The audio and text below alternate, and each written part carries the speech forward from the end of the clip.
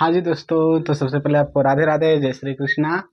कैसे हैं? उम्मीद है कि बहुत ही आप खुश और मस्त होंगे और दबा दबा के कदुआ भात खा रहे होंगे। तो मेरे दोस्तों, जैसे आपको पता है कि हम आपको 12 में हिंदी और इंग्लिश की बेहतरीन तरीके से तैयारी कराते हैं और हर चैप्टर को डिटेल्स से समझाते हैं। फिलहाल जो आपका चैप्टर चल रहा था, उस चैप्टर का नाम है हार जीत, जिसका लेखक है अशोक वाजपेयी जी। जिसका लेखक हमारे कौन है? अशोक वाजपेयी जी। अगर अब तक आप ये मेरे अशोक वाजपेयी वाला जो चैप्टर है हार जीत डिटेल से नहीं देखे हैं, तो आप जाइए, अमन अकेडमी नाम से मेरा यूट्यूब चैनल है, उस पर जाके आप ज़रूर देखिए। उसमें हम ऑलरेडी इस चैप्टर पर 3 वीडियो बना रखे हैं, जिसमें से आपको पहला वीडियो में चैप्टर पढ़ाए हैं, दूसरा वीडियो में सब्जेक्टिव बताए हैं यानी कि क्वेश्चन आंसर, और तीसरा वीडियो में हम इसका थ्योरी बताए हैं, और चौथा जो वीडियो है हर चैप्टर के हम 4 भागों में बांट के बताते हैं। तो आज चौथा ये है जिसमें हम आपको यहाँ पर हेडिंग दे रखे हैं कि ऑब्जेक्टिव है।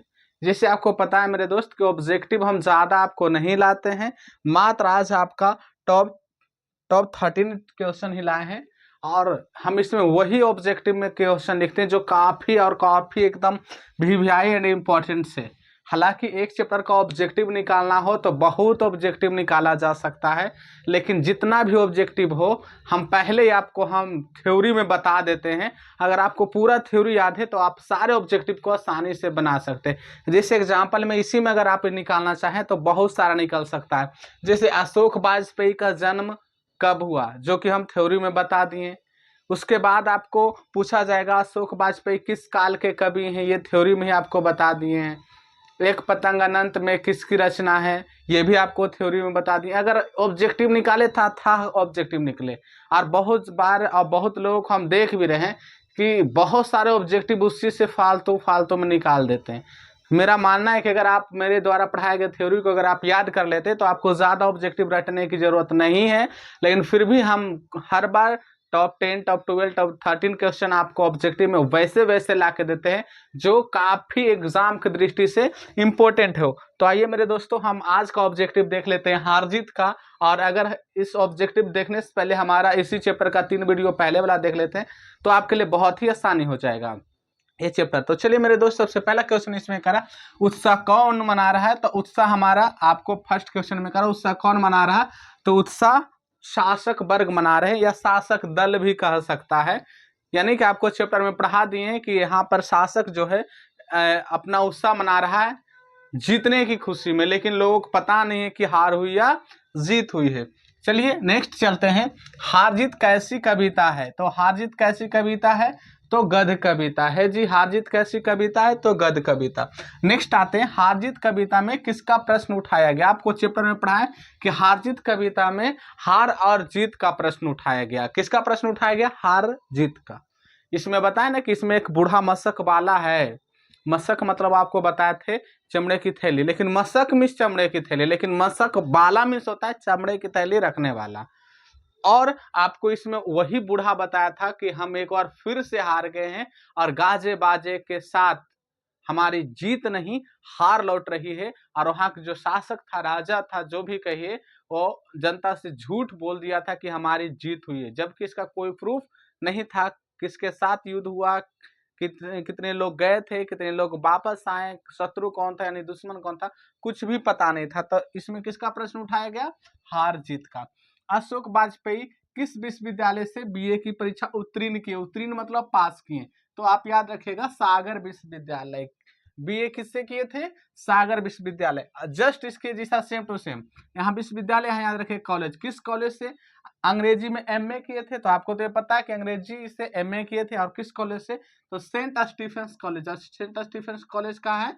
तो दिल्ली में है। आइए मेरे दोस्त, 6 क्वेश्चन नंबर लेके चलते। 1 हो गया, 2 हो गया, 3 हो गया, और 4 भी हो गया, आपका ये 5 भी हो गया। आप क्वेश्चन नंबर 6 लेकर चलते हैं। अरे अशोक वाजपेयी की लगभग कितनी मौलिक तथा संपादित कृतियां प्रकाशित हुई? तो देख लीजिएगा, हम इधर तीर का निशान हम देख इधर लिख दिए हैं, लगभग 3 दर्जन। कितना जी? 3 दर्जन। एक दर्जन में आपको पता है 12 पीस होता है, तो 12 तिया 36, 36 हो जाएगा, लगभग 36। यानी कि 3 दर्जन भी ऑब्जेक्टिव में आपको मिल सकता है, या 3 दर्जन नहीं रहेगा तो आपको 36 लिखा हुआ मिल सकता है। अशोक वाजपेयी ने किस पत्रिका का संपादन किया? तो आपको थ्योरी में ये सब बताया हुआ है।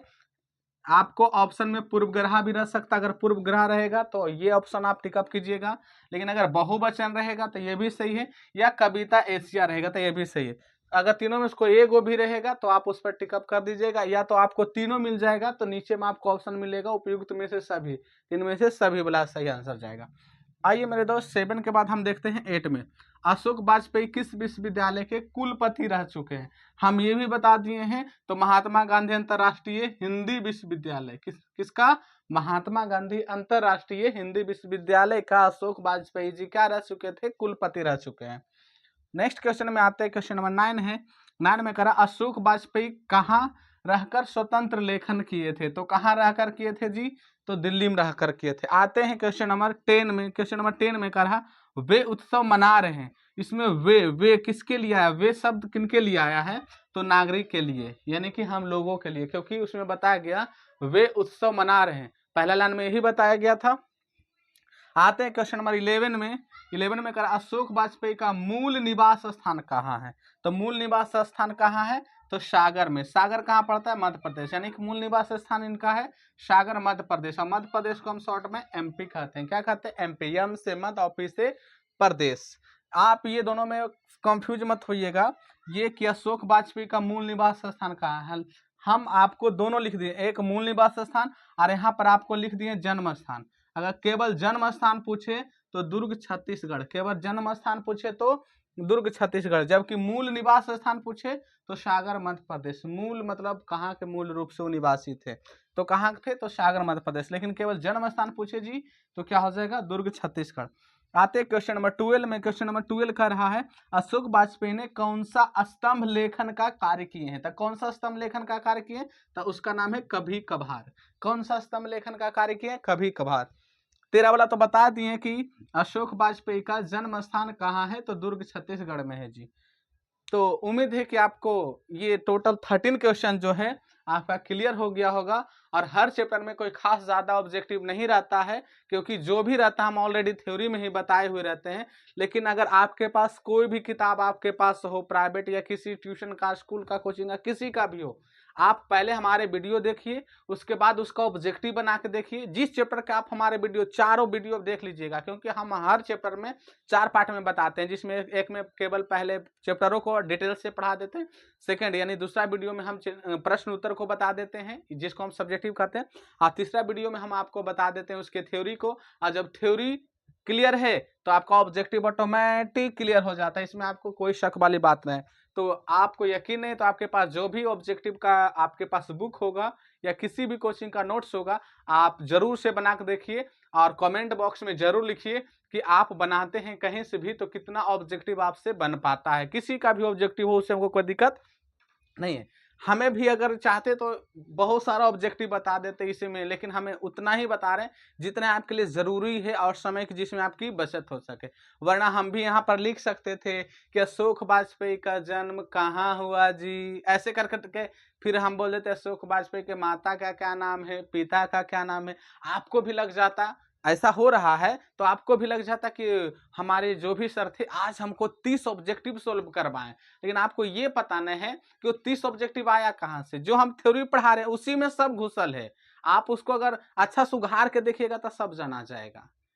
तो आइए दोस्तों, अब इसे आप आराम से घर में अपना ऑब्जेक्टिव बनाते जाइएगा और उसके बाद हमारे थ्योरी जो बताया रहता है, थ्योरी बनाने के बाद, थ्योरी पढ़ने के बाद, थ्योरी याद करने के बाद आप किसी का भी ऑब्जेक्टिव बनाते हैं तो आप हमें ज़रूर बताइएगा कि सर हम फलाने बुक का ऑब्जेक्टिव बनाए तो हमें इतना नंबर उसमें ठीक गया, या फलाने जगह से बनाए। आजकल तो ऑनलाइन का सिस्टम है, कहीं से भी आप ऑब्जेक्टिव देख सकते हैं, बना सकते हैं।